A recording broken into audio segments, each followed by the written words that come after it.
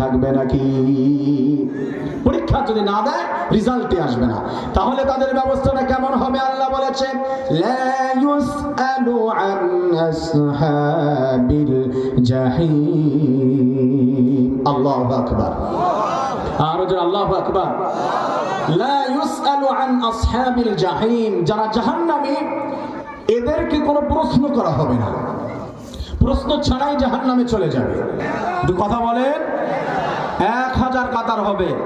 আজ এই গ্রামে আমরা বলি মসজিদে ফজরের সময় মুসল্লি খুঁজে পাওয়া যায় না, দাওয়াতের সময় মুসল্লি খুঁজে পাওয়া যায় না, মাহফিলে মুসল্লি খুঁজে পাওয়া যায় না। এরা কি করবে? কেন আসে না?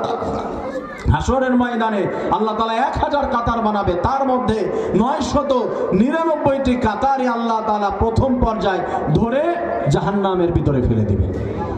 জোরে বলেন না নাউজুবিল্লাহ। 999টি কাতার